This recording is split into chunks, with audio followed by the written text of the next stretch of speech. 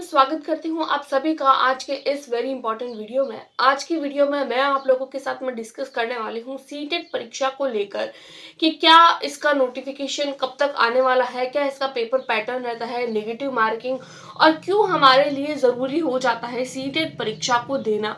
रीट और सीटेट इन दोनों में क्या अंतर होता है और रीट एग्जामिनेशन कब हमारे काम आता है और सीटेट एग्जामिनेशन हमारे कब काम आता है, इन सारी की सारी बातों के बारे में आज की वीडियो में मैं आप लोगों के साथ में डिस्कस करने वाली हूँ। सो दैट अगर आप लोग बीएसटीसी कर रहे हैं या फिर अगर आप लोग बीएड कर रहे हैं या फिर कर चुके हैं और आने वाले समय में अगर आप लोग भी शिक्षक बनने की जो है वो ड्रीम देख रहे हैं, तो इस वीडियो को आप लोगों को डैम श्योर देखना चाहिए ताकि सीटेट और रीट को लेकर और भी जो अदर स्टेट के एग्जामिनेशन होते हैं उनको लेकर आप लोगों के डाउट क्लियर हो जाए। So hello everyone, this is Tamanna and welcome back to the my YouTube channel the Shiksha zone. So start करते हैं। और चैनल पर पहली बार आए हैं तो अगर वीडियो पसंद आती है तो हमारे चैनल को सब्सक्राइब कर सकते हैं और अगर हेल्पफुल लगती है तो आप अपने दोस्तों के साथ में भी शेयर कर सकते हैं।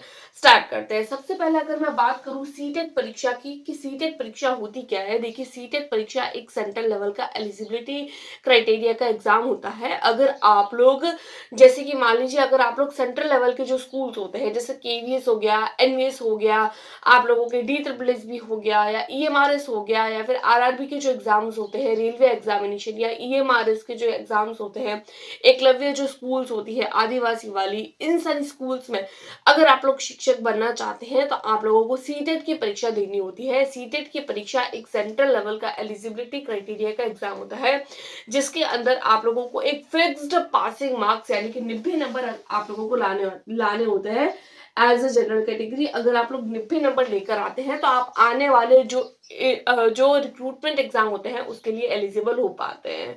और ये जो परीक्षा है इसमें आप लोगों को किसी भी तरीके की नेगेटिव मार्किंग देखने को नहीं मिलती है।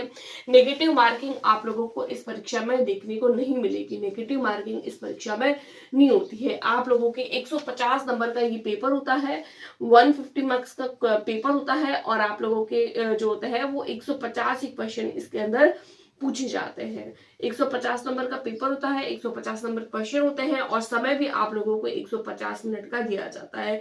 यानी एक क्वेश्चन सॉल्व करने के लिए आप लोगों को 1 मिनट का समय दिया जाता है। सिलेबस जो होता है इसका फिक्स है। स्टार्टिंग से लेकर अभी तक आज तक किसी भी तरीके का कोई चेंजेस आप लोगों को देखने को नहीं मिला है। ये तो हो जाती है हमारे सीटेट की बात। अब हम लोग बात कर लेते हैं कि रीट परीक्षा क्या होती है या फिर जो अदर स्टेट में जो एग्जामिनेशन होता है जैसे यूपी टेट हो गया या फिर आप लोगों के बीटेट हो गया, सीटेट हो, एसटेट हो गया, तो वो सारी परीक्षाएं क्या होती है। तो देखिए, कुछ कुछ स्टेट ऐसे होते हैं जो अपनी स्टेट में सीटेट को वैलिड करते हैं। यानी अगर आप लोग तृतीय श्रेणी शिक्षक बनना चाहते हैं या फिर कोई अदर स्टेट की बात करें तो कहीं पर फर्स्ट ग्रेड टीचर बनने के लिए, सेकंड ग्रेड टीचर बनने के लिए एक एलिजिबिलिटी क्राइटेरिया का एग्जाम लिया जाता है। अगर आप लोग फर्स्ट ग्रेड के लिए तो हालांकि ये सीटेट और आरटेट जैसी परीक्षाएं नहीं होती है, लेकिन सेकंड ग्रेड और थर्ड ग्रेड के लिए, क्योंकि सीटेट जो होता है वो आप लोगों के जो होता है वो 1 to 5 के लिए भी अलग से लेवल 1 होता है और 6 to 8 के लिए भी लेवल 2 होता है। दो अलग अलग लेवल्स में पेपर होते हैं। उसके बारे में भी हम लोग देखेंगे कि कैसे होता है। तो देखिए, जो जैसे मान लीजिए अगर हम लोग रीट की बात करें तो कुछ स्पेशल स्टेट ऐसे होते हैं जैसे आप लोगों का राजस्थान स्टेट हो गया, तो उसके अंदर जो है वो आप लोगों के थर्ड ग्रेड शिक्षक बनने के लिए एक अपना अलग से रिक्रूटमेंट एग्जाम करवाया जाता है जिसको हम लोग रीट के नाम से जानते हैं। यानी अगर आप लोग राजस्थान में शिक्षक बनना चाहते हैं, थर्ड ग्रेड शिक्षक बनना चाहते हैं, तो आप लोगों को रीट की परीक्षा देनी होगी। वहां पर आप लोगों को सीटेट एलिजिबल नहीं किया जाता है। यानी अगर आप लोगों को थर्ड ग्रेड टीचर बनना है तो पहले आप लोगों को सीटेट करना होगा, देन आप लोगों को थर्ड ग्रेड के लिए एलिजिबल माना जाएगा। और कुछ कुछ स्टेट ऐसे होते हैं जहां पर सीटेट को ही एलिजिबल कर लिया जाता है, तो आप लोग सीटेट का एग्जाम भी दे सकते हैं। और कुछ कुछ स्टेट ऐसे होते हैं जहां पर सीटेट को भी एलिजिबल किया जाता है और साथ ही साथ उस स्टेट का पर्टिकुलर जो आप लोगों के उस स्टेट का इस तरीके का एग्जाम होता है, एलिजिबिलिटी क्राइटेरिया का एग्जाम होता है, तो उसके लिए भी आप लोगों को एलिजिबल किया जाता है। तो वो एज पर स्टेट डिपेंड करता है कि आप कौन से स्टेट से है, आने वाला कौन से रिक्रूटमेंट एग्जाम देना चाहते हैं। अगर आप लोग केवीएस, एनवीएस और इस तरीके के स्कूल्स में जाना चाहते हैं तो ऑब्वियसली आप लोगों को सीटेट देना होगा। और अगर आप लोग राजस्थान में शिक्षक बनना चाहते हैं तो रीट देना होगा। और एज पर आप लोगों के स्टेट पर डिपेंड करता है कि आप कौन से स्टेट का एग्जाम देना चाहते हैं आगे आने वाले एग्जामिनेशन में। जैसे यूपी है तो यूपी में सीटेट भी चलता है, यूपी टेट भी चलता है। बिहार है तो बिहार में सीटेट भी चलता है और आप लोगों के बिहार का टेट भी चलता है। लेकिन कुछ कुछ स्टेट ऐसे होते हैं जहां पर सिर्फ और सिर्फ जो है वो अपने स्टेट का चलता है, जैसे कि राजस्थान का हो गया। तो ये तो हो जाती है नॉर्मल बात कि क्या किस तरीके से इसका पैटर्न रहता है। और हर 6 मंथ में आप लोगों को ये सीटेट का एग्जाम जो है वो देखने को मिलता है। और हम लोग बात कर लेते हैं सीटेट के नोटिफिकेशन की कि इस बारे का सीटेट का नोटिफिकेशन आप लोगों को कब तक देखने को मिलेगा। तो देखिए, अगर मैं बात करूं तो आप लोगों के फरवरी का महीना ऑलमोस्ट जा चुका है। और अगर मैं पिछली बारी बात करूं यानी लास्ट समय की 2024 की अगर मैं बात करूं तो उस समय में आप लोगों के जो नोटिफिकेशन था वो आप लोगों के 8 मार्च को आया था।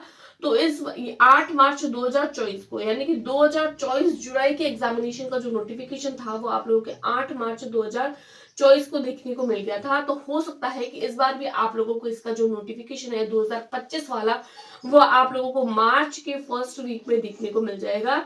मार्च के फर्स्ट वीक में आप लोगों को इसका नोटिफिकेशन देखने को मिलेगा। नोटिफिकेशन के साथ साथ में आप लोगों को इसकी एग्जाम डेट, इसकी फॉर्म फिलिंग कब तक होगी, क्योंकि जैसे ही नोटिफिकेशन आता है साथ ही साथ इसकी फॉर्म फिलिंग की डेट भी डिक्लेयर हो जाती है, साथ ही साथ इसके एग्जाम की डेट, इसके रिजल्ट की डेट, सारी की सारी चीजें इस एक पर्टिकुलर नोटिफिकेशन में आप लोगों को देखने को मिल जाएगी। तो इसका फॉर्म फिलिंग जो है वो आप लोगों को नोटिफिकेशन के साथ में देखने को मिल जाएगा। तो कहीं ना कहीं अप्रैल में आप लोगों को इसके फॉर्म फिलिंग की जो है वो प्रक्रिया शुरू होने को देखने को मिल जाएगी। या फिर कहीं ना कहीं मार्च में नोटिफिकेशन आता है तो मार्च में भी कभी ना कभी देखने को मिल जाती है। नोटिफिकेशन आते ही उसके कुछ समय पश्चात यानी अगर फर्स्ट वीक में आया तो हो सकता है आप लोगों को 15 दिन के बाद यानी 15 मार्च से फॉर्म फिलिंग देखने को मिल जाएगी, या फिर मार्च के लास्ट वीक में या अप्रैल में। अप्रैल से ज्यादा आप लोगों के इसका नहीं होगा। तो फॉर्म फिलिंग के लिए आप लोगों को 1 महीने का जो समय है वो दिया जाता है, 1 मंथ का समय मिलता है। 1 महीने के अंदर अगर आप लोग पेपर देना चाहते हैं तो वो दे सकते हैं, फॉर्म फिल कर सकते हैं। उसके बाद में हम लोग बात करें कि कौन कौन इसके लिए जो है वो एलिजिबल होते हैं, कौन कौन कैंडिडेट ऐसे हैं जो आप लोगों के सीटेट की परीक्षा दे सकते हैं। तो देखिए, ये जो परीक्षा होती है वो 2 लेवल पर होती है। एक जो आप लोगों के लेवल होता है वो लेवल 1 होता है, दूसरा जो लेवल होता है वो आप लोगों के लेवल 2 होता है। एक लेवल 1 होता है, दूसरा लेवल 2 होता है। लेवल 1 जो होता है वो 1 to 5th क्लास के शिक्षक अगर आप लोग बनना चाहते हैं तो आप लोगों को लेवल 1 देना होगा। और अगर आप लोग 6 to 8 क्लास के शिक्षक बनना चाहते हैं तो आप लोगों को लेवल 2 देना होगा। अगर आप लोगों ने बीएसटीसी किया है, चाहे आप लोग फर्स्ट ईयर में है, सेकंड ईयर में है, पास कर चुके हैं, पास आउट है, तो आप लोग जो है वो इस लेवल 1 की परीक्षा को दे सकते हैं। और अगर आप लोगों ने बीएड किया है या फिर अगर आप लोगों ने बीएससी के साथ बीएड किया है, बीएससी प्लस बीएड किया है, या फिर आप लोगों ने बीएससी प्लस बीएड किया है, या फिर अगर आप लोग बीएससी प्लस बीएड कर रहे हैं तो आप लोग लेवल 2 के लिए एलिजिबल हो पाते हैं। अगर आप लोगों ने एडमिशन लिया है, हाल ही में एडमिशन लिया है, या फर्स्ट ईयर में है, सेकंड ईयर में है, पास कर चुके हैं, कोई फर्क नहीं पड़ता है, बस आप लोगों का नाम अपने कॉलेज के अंदर होना चाहिए। तो ये कुछ बेसिक बातें हो जाती है। तो अगर आप लोग है इस एलिजिबिलिटी क्राइटेरिया के अंदर आते हैं तो आप लोग जो है वो इस फॉर्म को फिल कर सकते हैं आने वाले समय में। क्या पैटर्न रहता है, तो देखिए, ये जो परीक्षा है आप लोगों की सीटेट की वो आप लोगों के 2011 से होनी शुरू हुई है। 2011 में जो सिलेबस दिया गया था उस सिलेबस को अगर हम लोग देखें और 2024 तक ये एग्जामिनेशन जो है वो चलता आया है। और आगे आने वाले समय में ये परीक्षा जो है वो आप लोगों को 2025 में देखने को मिलेगी।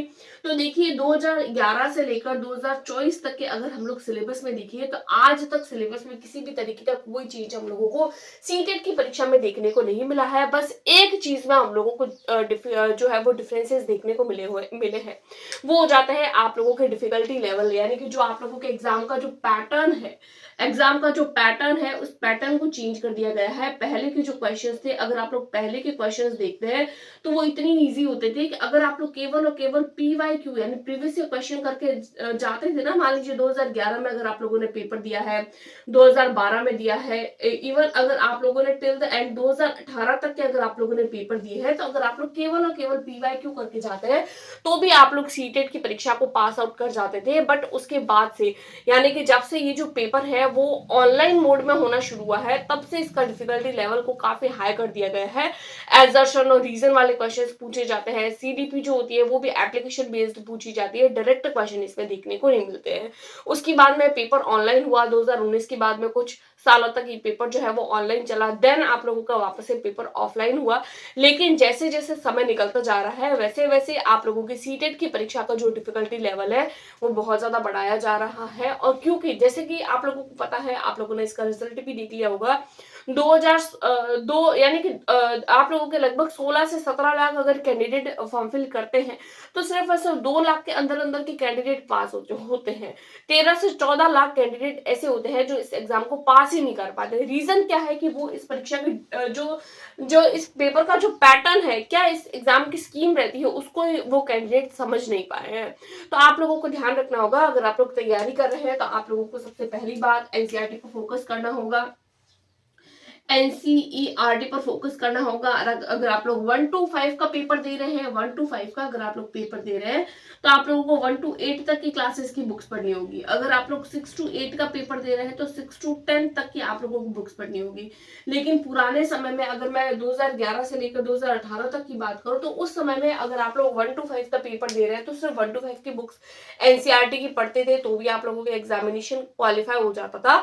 लेकिन अब जो 6 to 8 की क्लासेस है, जैसे अगर मैं कोई भी टॉपिक की बात करूं, मान लीजिए आप लोगों के एनसीईआरटी का कोई भी टॉपिक उठा के देख लो, जैसे अगर आप लोगों के डाइजेस्टिव सिस्टम वाला क्वेश्चन है, डाइजेस्टिव सिस्टम वाला जो टॉपिक है उसमें से पहले आप लोगों के क्वेश्चन इतने इजी बनते थे कि 6 to 8 तक की क्लास में से अगर आप लोगों ने थोड़ा बहुत पढ़ा है तो आप लोग एग्जाम को पास कर जाते थे। बट वही चीजें अब आप लोगों के 10th क्लास तक के लेवल में से, वो भी एजर्शन और रीजन में से पूछी जाती है, जो आप लोगों के लिए थोड़ा सा डिफिकल्ट हो जाता है। तो इसके लिए मोर देन इनफ प्रैक्टिस होनी चाहिए और कम से कम 3 से 4 महीने की तैयारी अगर आप लोग अच्छे से करते हैं विथ एनसीईआरटी, विथ पीवाईक्यू और मैक्सिमम टाइम टेस्ट देकर, तो ये आप लोग इस परीक्षा को पास कर सकते हैं। अदरवाइज थोड़ा सा मुश्किल रहता है सीटेट की परीक्षा को पास करना।